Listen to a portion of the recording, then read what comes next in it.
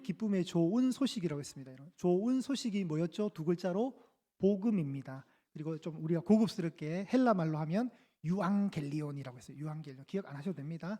이 복음은 좋은 소식이고 예수님의 오심은 좋은 소식이었습니다. 예수님이 오시기 전에 한 6개월 앞에 또 한 사람이 왔는데 그 한 사람이 바로 세례 요한이었습니다. 세례 요한도 우리가 말씀해 보겠지만 세례 요한의 탄생 자체가 또 기쁨이었습니다. 여러분 뭐가 기쁘십니까? 오늘 아침에 좀 해프닝이 있었는데요. 여기 이제 우리 온풍기 아침에 이제 여러분 오신다고 저희가 미리 따뜻하게 8시 한 10분부터 켜놓으려고 했는데 다 꺼지는 거예요. 그래서 어떻게 됐을까요? 엄청 추웠습니다. 그래서 부랴부랴 우리 또 김덕환 집사님 전화하고 막 해가지고 어떻게 해가지고 우리 홍 목사님이 뭐 실수로 잘못 버튼을 누르는데 이게 됐어요. 그래가지고 이제 온풍기가 나오기 시작했습니다. 좀 있다 또 꺼졌어요. 그래서 이거 큰일 난 거예요. 완전 막 이게 이 냉기가 그래서 그럼 무리하지 말고 우선 2개만 켜놓자 해서 본당에 2개를 켜고 이제 이렇게 했거든요. 이게 될까요, 안 될까요? 그때는 됐어요. 오늘 저에게 복음은 그거였어요. 복음, 기쁜 소식은 온풍기가 돌아가는 거. 사람마다 자기 처지와 상황에 따라 기쁨의 소식이라는 건 바뀔 수 있습니다. 근데 우리에게 최고의 기쁜 소식은 뭐죠? 예수님이 오신 거고 그 예수님이 나를 찾아오셨고 내가 구원의 백성이라는 이 사실인 줄 믿으시기를 바랍니다. 다른 거 다 생각하지 마세요.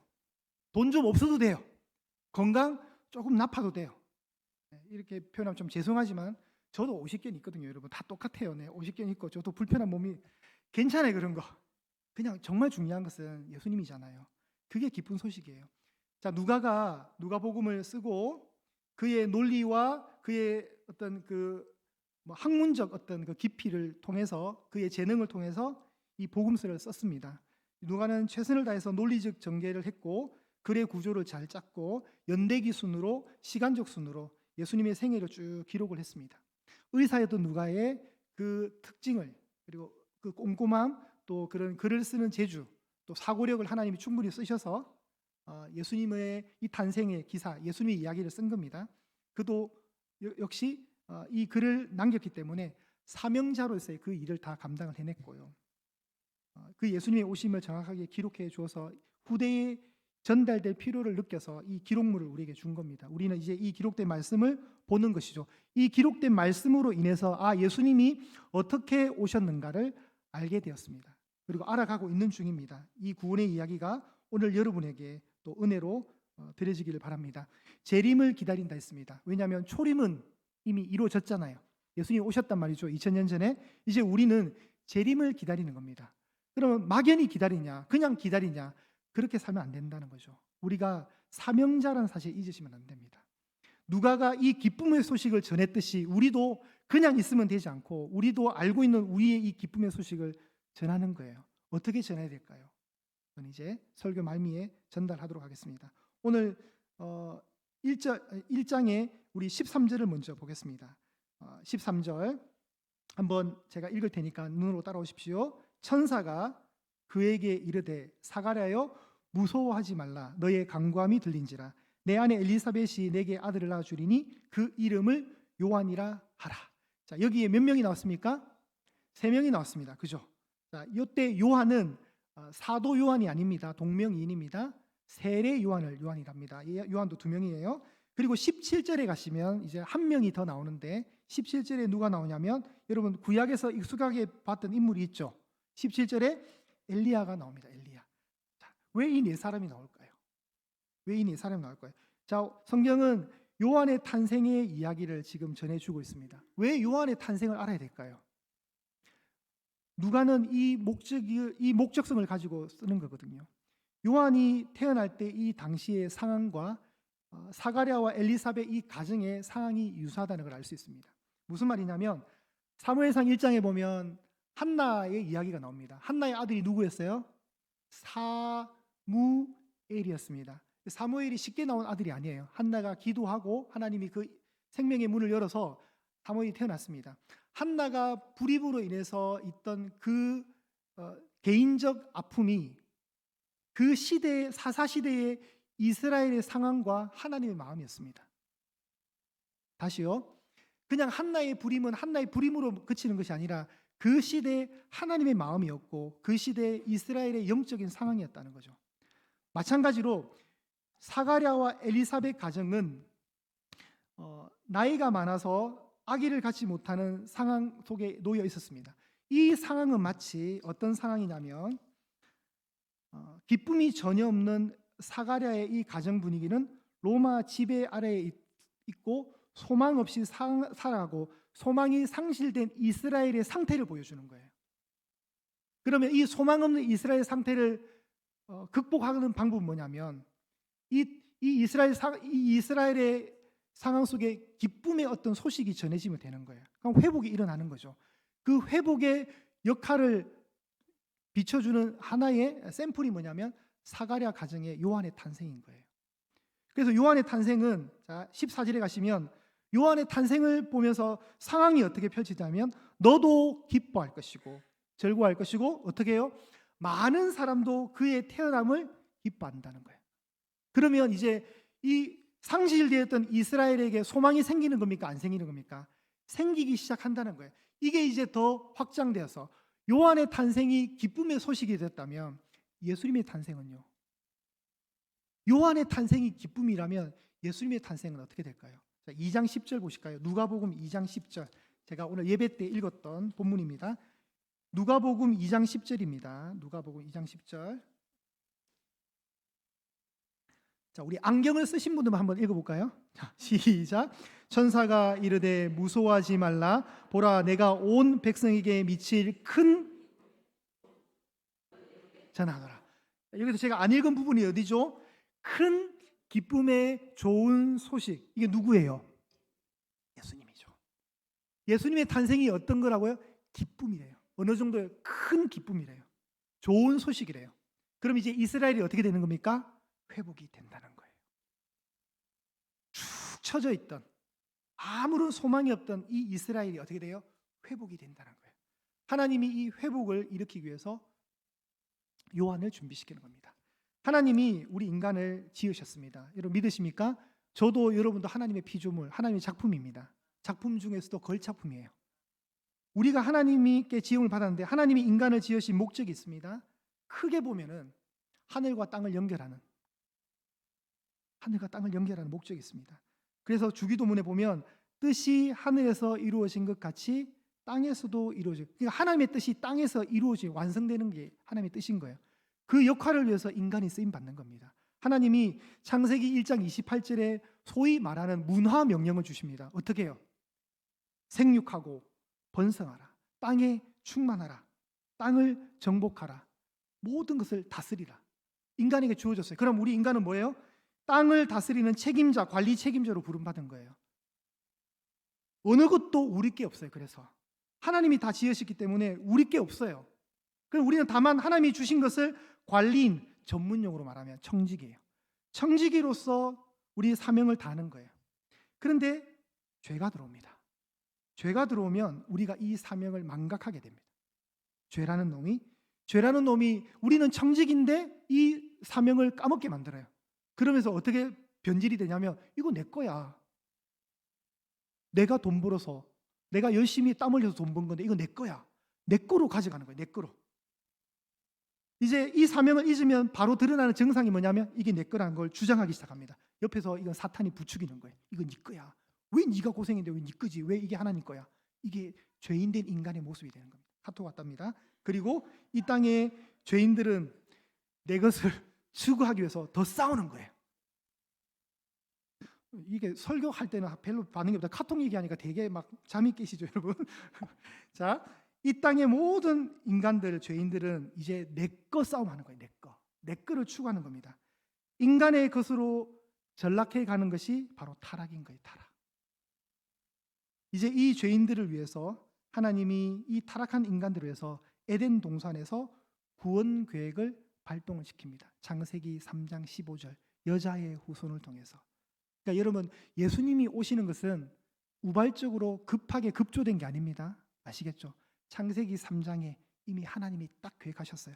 뱀의 유혹에 의해서 무너진 아담과 하와에게 여자의 후손을 약속한다니까요. 원시 복음이라 그래요.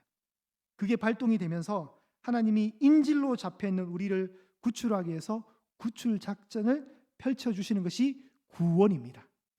그 타락의 회복 과정이 구원이에요. 이 구원의 이야기가 바로 성경의 이야기입니다. 그러니까 성경에서 다른 거 찾으시면 안 돼요.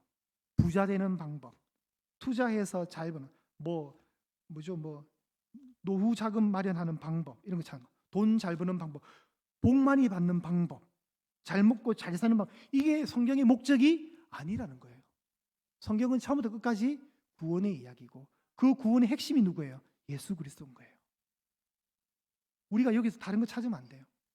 누가도 이 예수님의 탄생을 기록하고 싶었던 거예요. 우리가 알도록, 후대의 우리가 알도록 기록물로 남겨주기 위한 목적이 있었던 거예요. 이것이 바로 복음입니다. 하나님이 치밀하게 준비하셔서 우리를 구원해내는 이야기가 복음이에요. 유앙겔리온이에요. 그런데 제가 지난주도 얘기했지만 로마 당시 2000년 전에 복음이란 단어의 뜻은 뭐였어요? 로마의 좋은 국가적 좋은 기쁜 경사를 얘기하는 거예요. 왕자가 태어난 거예요. 경사예요. 큰 기쁨의 소식이에요. 유앙겔리온. 정복지에 나갔는데 또 전쟁에서 이겼대요. 로마의 제국의 땅이 더 확장되었대요. 유앙겔리온이에요. 그런데 2000년이 지나면 우리가 알고 있는 복음은 이제 예수님으로 딱 머릿속에 가지만 2000년 전에는 유앙겔리온은 로마 제국과 연관되어 있는 단어였어요. 황제와 연관되어 있을 때만 쓰는 단어였어요. 그런데 마가도 그렇고 마태도 그렇고 요한도 그렇고 누가도 그렇고 다 복음을 그렇게 보지 않습니다. 진짜 좋은 소식이 뭔지 알아? 그건 하나님의 아들 예수님이 오셨다는 이 사실이 복음이야라고 아주 도발적으로 싸움을 걸어오는 거예요. 단어가 바뀌었어요. 의미가 바뀌었어요. 지난주도 얘기했지만 여러분 당신이란 뜻은 2인칭 극존칭이었습니다. 과거에 당신. 근데 지금은 어떻게 해요? 싸움할 때 쓰는 단어가 당신이에요. 당신. 이게 한 글자로 말하면 니가 되는 거예요. 니. 그렇죠? 니 두 글자로 하면 당신이. 근데 이 당신이라는 표현은 과거에 우리 국어 문법적으로 볼 때는 굉장히 극존칭, 상대를 극칭이 높일 때 쓰는 단어거든요. 변질된 거예요.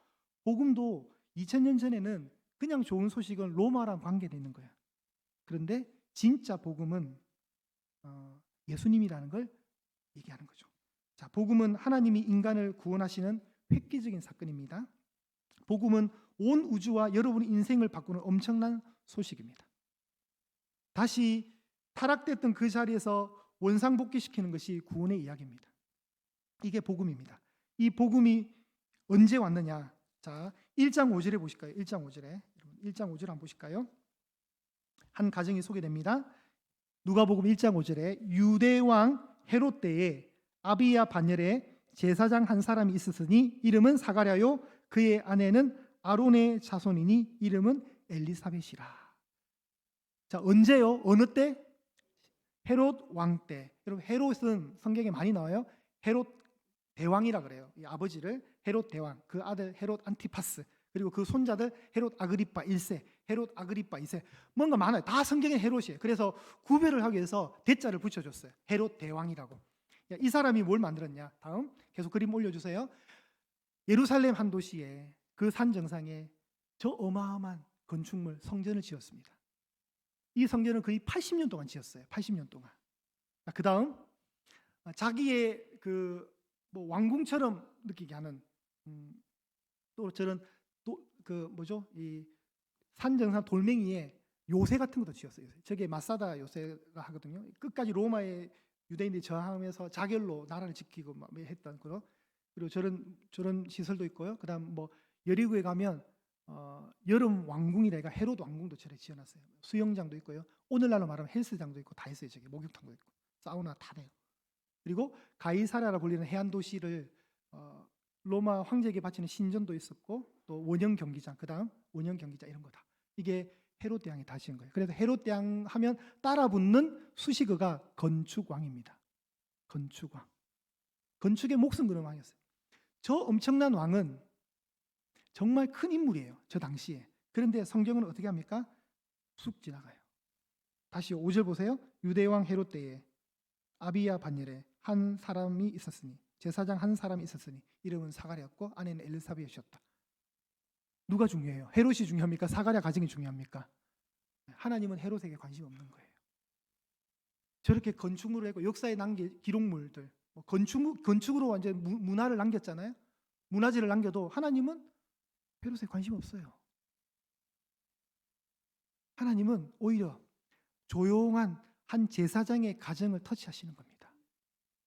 그 제사장 가정의 두 사람, 엘리사벳과 남편인 사가랴는 어떤 사람인가? 6절입니다. 6절. 누가복음 1장 6절을 합독합니다. 시작. 이 두 사람이 하나님 앞에 의인이니 주의 모든 계명과 규례대로 흠이 없이 행하더라. 아멘. 하나님이, 여러분 이 본문은 우리 이제 마지막 결론을 내는 본문이거든요. 이 잘 보셔야 됩니다. 이 두 사람은 누굽니까? 사가랴와 엘리사벳. 이 두 사람은 세례 요한의 부모입니다. 이 두 사람은 하나님 앞에 어땠다고요? 하나님 앞에 의인이었대요. 우리는 알잖아요. 우리가 하나님 앞에 어떻게 의인이에요? 의인은 없나니 하나도 없다 그러잖아요. 요때 쓰인 의인은 뭐냐면 진짜 의로운 의인이라는 어떤 신분을 나타내는 것도 되지만 더 깊이 들어가면 삶의 태도를 말하는 겁니다. 하나님 앞에 올곧게 애쓰는 마음, 하나님 앞에 정직하게 서려는 그 삶의 자세와 태도, 삶의 행동 양식을 말할 때 쓰는 단어가 의인입니다. 뒤에 나오잖아요. 주의 모든 계명과 규례대로 뭐가 없었다고요? 흠이 없는, 흠이 없이 뭐 하는 사람? 행하는 사람인 거예요. 이게 두 사람에 대한 하나님의 평가였습니다. 그리고 이 가정에는 잉태하지 못하는 아픔이 있었지만, 자식이 없었지만, 나이가 많은 두 부모의 나이였지만 하나님이 기적처럼 요한을 탄생하는 거예요. 마치 불가능했던 로마 제국의 속국에 소망 없이 살아가는 그 불가능한 상황을 뚫었던 것처럼 하나님이 이 가정에 기쁨을 준 거예요. 그 기쁨의 주인공은 요한이었다는 겁니다. 성경이 요한을 어떻게 평가하는가를 보겠습니다. 15절입니다. 오늘 본문인 15절. 그의 태어남을 기뻐했습니다. 15절 이유는 이는 그가 주 앞에서 뭐라고요? 큰 자래요. 누가복음 7장에 올려주시면 이렇게 있습니다. 7장 28절 보이실까요? 28절. 누가복음 7장 28절. 예수님이 이렇게 말씀하세요. 내가 너희에게 말하노니 여자가 낳은 자 중에 요한보다 큰 자가 없도다라는 말을 합니다. 이것은 이 말씀의 성취입니다. 그가 주님 앞에서 큰 자입니다. 그리고 포도주나 독한 술을 마시지 아니합니다. 여러분, 포도주와 독한 술을 멀리한다. 누굽니까? 나시린이죠. 그 나시린의 사명을 가지고 태어났던 사사가 있었습니다. 손이 세 개. 삼손이요, 삼손. 손 세 개 아니었습니다. 그냥 그렇게 외우세요. 삼손이요. 삼손도 잉태하지 못하던 가정이 기적체로 태어난 아기잖아요. 그 삼손도 날 때부터 독주를 멀리해야 될 나시린의 사명이 있었습니다. 마치 삼손을 모형화하듯이 세례 요한도 그런 삶을 살아야 되는 사람이었거든요. 포도주나 독한 술을 마시지 않고, 더 놀라운 사실은 어머니의 뱃속에서부터 그는 성령으로 충만했습니다. 성령이 충만한, 아기가 성령이 충만했대요. 아기가 성령이 충만했습니다. 그리고 그가 하는 역할이 뭐였냐면 16절입니다. 이스라엘 자손을 하나님께로 많이 돌아오게 하는, 회개로 이끄는 인물이었다는 겁니다. 그래서 세례 요한이 딱 등단했을 때 외쳤던 첫 마디가 회개하라, 천국이 가까이 왔느니라. 그리고 독사의 자식들아 이러면서 막 진짜 막 군중들을 끌어내는 거예요. 전부 다 막 주님께 돌아오게 하는 거예요. 그 사명을 하는 겁니다. 그리고 그의 또 다른 사명은 뭐냐? 그의 또 다른 사명은 우리가 말씀을 하나 보았으면 좋겠습니다. 신약 성경 앞에 구약 성경의 39권의 맨 마지막 39번째가 뭐죠, 여러분? 말라기죠. 말라기의 마지막 장이 4장이고 그 4장의 마지막 절이 5절과 6절입니다. 올려주실까요? 5절과 6절에 성경이 마지막으로 예언하는 게 뭐냐면, 보라, 여호와의 크고 두려운 날이 이르기 전에 내가 선지자 엘리야를 너희에게 보내리니 그가 아버지의 마음을 자녀에게로 돌이키게 하고 자녀들의 마음을 그들의 아버지에게로 돌이키게 하리라. 마지막 말라기 선지자가 마지막 뭔가 하나 툭 던지고 성경의 39권의 마지막 책이 탁 닫히는 거예요. 그리고 400년이 흐릅니다. 400년이 흐르면서 하나님의 어떤 계시도, 하나님의 어떤 선지자도 파송되지 못한 그 침묵의 400년을 지나고 나서 드디어 빛이 비치기 시작하는 거예요. 그 빛이 바로 예수님입니다. 그리고 그 예수님 바로 앞에 하나님이 요한을 6개월 먼저 앞서 보내시는 거예요. 우리의 구원을 위해서. 자, 뭔가 예측하지 못하는 마지막 예언, 다시 말라기 올려주세요. 내가 선지자 엘리야를 너에게 보낼 것이다. 그가 하는 역할은 아버지의 마음을 자녀에게로 돌이키게 하고 자녀들의 마음을 아버지에게 돌이키게 하는 사명. 내가 누군가를 보내겠다는 거예요. 그럼 그 엘리야가 누구일까요? 구약을 봐서는 모르는 거예요. 구약을 보면.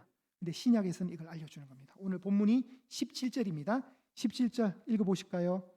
그가 또 엘리야의 심령과 능력으로. 아멘. 여기까지. 누가 나옵니까?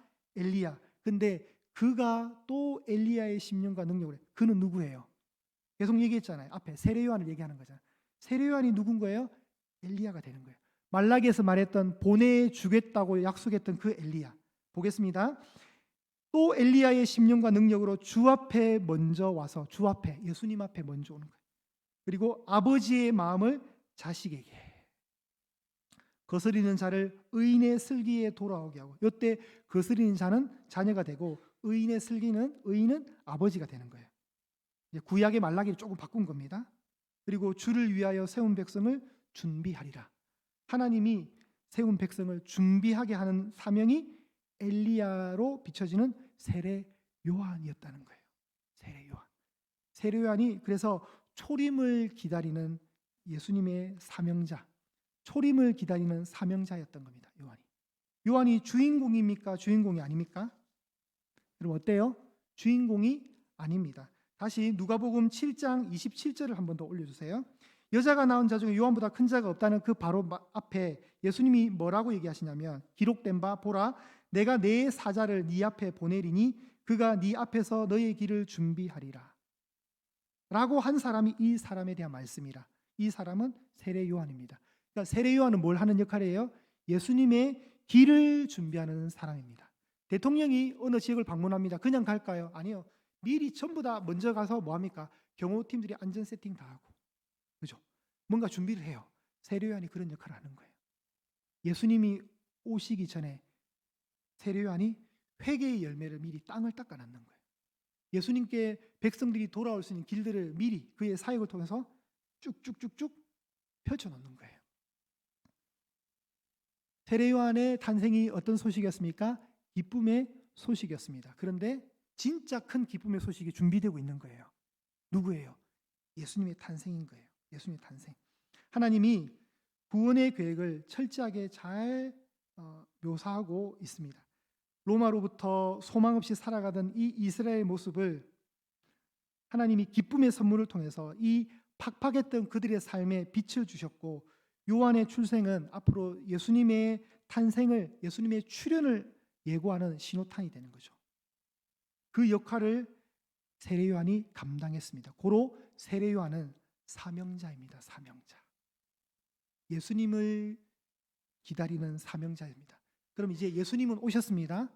이제 한번 오신 예수님이 우리에게 뭘 말씀하시냐면 내가 다시 갈 거야 너희들한테. 그 마라나타잖아요. 다시 오신대요 예수님이. 그러면 우리가 이 예수님을 어떻게 기다려야 됩니까? 사명자의 자세로 기다리는 거예요. 누가가 이 복음을 전하고 있잖아요. 이 기쁨의 소식을 전하고 있잖아요. 우리도 우리의 남은 시간들을 누군가에게 전해야 되는 거예요. 복음을 전해야 되는 거예요. 그냥 나만 천국 가면 되지가 아니라 복음을 전해. 이 복음 전하라고 만든 귀한 기간이 뭐예요? 전도예요, 전도예. 그죠? 우리가 전도해야 되는 거예요. 교회가 전도해야죠. 전도 안 하는 교회는 죽은 교회예요, 그냥. 자, 예수님이 오십니다. 반드시 오십니다. 그 예수님이 오시는 것을 기다리는 것. 그래서 여러분 신앙은 진짜 기다리는 것 같아요. 신앙의 정의는 또 다른 말은 뭐냐면 기다림인 것 같아요. 저도 여러분도 예수님을 기다리는 사명자로 사셔야 됩니다. 이 시대가 복음을 전합니다. 사람들 강팍하죠. 복음 안 받아들입니다. 근데 여러분 어느 시대든 복음을 쉽게 전할 수 있는 시대는 사실 없었습니다. 복음을 늘 하나님을 거역하는 사람들이 듣기 싫어하는 소리였습니다. 이 팍팍한 시대에 우리가 복음을 전할 때 받아들이지 않는 이들을 향해서 우리가 어떻게 될까요? 우리가 어떻게 될까요? 우리가 어떻게 해야 되는지를 아까 누가복음 1장 6절에서 그 해답을 얻을 수 있다고 저는 생각합니다. 누가복음 1장 6절 한 번 더 읽겠습니다. 시작. 이 두 사람이 하나님 앞에 의인이니 주의 모든 계명과 규례대로 흠이 없이 행하더라. 아멘. 이것이 다시 오실 예수님을 기다리는 저와 여러분의 자세가 될 수 있기를 축복합니다. 무슨 말이냐면 하나님 앞에 의로운 삶의 방식으로 사시고 그 의로운 삶의 방식, 여러분의 삶의 방식을 통해서 전도하는 겁니다. 못된 짓 하면 돼요, 안 돼요? 안 되는 거예요. 마트 가서 줄 설 때 양보하셔야 되는 거예요. 제가 볼 때 화장실 빼고는 다 양보하세요. 화장실은 진짜 양보할 수 있는 문제가 아니거든요. 정말 급한데. 자, 제가 전에 있는 교회에서 저랑 좀 가깝게 지내는 안수 집사님, 권사님 부부가 계셨는데 이분의 얘기를 하고 제가 마치도록 하겠습니다. 이 안수 집사님 부부에게 이제 둘째 며느리가 생긴 거예요. 근데 이 둘째 며느리가 교회를 안 되는 초신자였어요. 아예 아무것도 모르는. 근데 결혼을 승낙했습니다. 그리고 그 안수 집사님의 말씀이 뭐냐면 얘야 나 하는 거 잘 봐. 나 따라오면 돼. 라고 했습니다. 여러분 멋있지 않으세요? 막 성경은 하루에 몇 장 읽어야 돼. 기도는 이렇게 하고 이런 걸 가르쳐 주는 게 아니라 나 하는 거 보고 따라하면 된다는 거예요. 전혀 표정들이 일부 때랑은 좀 다르신데 제가 설명을 잘못한 것 같아요. 일부 때는요 진짜 하면서 감탄하는 분들이 여기저기서 많은데 여러분들 지금 머릿속에 자꾸 이제 떡하고 사과랑 우동 먹을 것만 머릿속에 생각하시는 것 같아요. 시아버지 되는 분이 너무 멋있지 않으세요? 막 믿음을 강조. 우리 집안은 대대로 기독교 집안이야. 너 그래서 막 너는 이렇게 해야 돼가 아니라 그런 소리 않고 나 하는 거 따라하면 돼. 멋있잖아요. 막 잔소리가 아니라. 여러분 우리 초등학교 아이들에게 인터뷰를 했습니다. 잔소리와 충원, 조언이라 그러죠. 잔소리와 충고, 잔소리와 충고의 뭐 이게 차이점이 뭐냐 이러니까 잔소리는 기분 나쁜데 충고는 더 기분 나쁘다는 거예요. 그 6학년 뭐 5학년인가 6학년 아이들이 그래 진짜 현자의 현자 똑똑한 애들이에요. 잔소리로 신앙을 얘기하는 게 아니라 그 두 분의 삶, 안수 집사님과 권사라는 이 직분에 맞게끔 교회 생활하는 모습을 통해서 아무것도 모르는 며느리가 그거 보고 그대로 따라오게 하는 그 정도의 자신감과 실력이 여러분에게 있을 수 있기를 축복합니다. 자, 우리가 이 재림을 기다리는 사명자의 마지막 자세는 우리를 보고 따라오게끔 하는 겁니다. 아, 저 삶을 보고 아, 예수님 믿는 삶은 저런 거구나. 바깥에 나가서 전도하는 것도 귀한 일이지만 삶으로 증명해 냅시다, 여러분. 이것이 사명자입니다. 여러분 혼자 천국 가고 나는 이제 뭐 끝났어요. 나는 이제 구원받은 존재라 기뻐하는 것이 아니라 이 기쁨의 소식을 흘려보내는 거, 흘려보내는 거. 나만 알고 있는 것이 아니라. 그러니 남은 여러분의 생애가 전도하는 삶으로 가득 채워지길 바랍니다. 전도는 참 부담스러운 단어지만 어떻게 하라고요? 삶으로 보이자고요. 삶으로 보이면 그렇구나. 교회를 다니면 저렇게 되는구나. 그리고 사람들이 궁금해하고. 근데 맨날 쓰레기 버리는 문제로 싸우고 뭐 싸우면 어이구 지긋지긋하다 이래 되면 이제 안 되는 거예요, 여러분. 저 사람 예안교회 다니는데 지나가다 예안교회 보면서 맨날 욕하면 얼마나 우리가 전도도 한 명 못하면서 오히려 교회 욕먹이면 얼마나 그죠 괴롭겠어요. 택시 타시면 절대 교회 담임 목사님 욕하는 거 하지 마시고요. 버스 타시면 저 뒷자리 가가지고 우리 교회 뭐 어떻다더라 부정적인 얘기하시면 안 돼요. 식당에 앉아도 교회 얘기하면서 막 교회 흘러가는 얘기 막 또 좋은 얘기도 아니고 계속 뭐 일어났던 뭐 여전도회가 왜 그래 김을 비싸게 판대 이러면서 막 그런 얘기를 막 하면서 막 옆에 있는 사람 밥 먹다가 체해요, 여러분. 저럴 바 왜 교회 다녀 이럴 거 아니에요. 식당 가서도 말 조심하시고 좋은 얘기하시고 삶으로 그렇죠. 삶으로 이것이 주 예수의 강림을 기다리는 저와 여러분의 자세가 될 수 있기를 축복합니다. 자, 한번 우리가 스스로 한번 선포해요. 삶으로 증명하자. 한 번 더요. 삶으로 증명하자.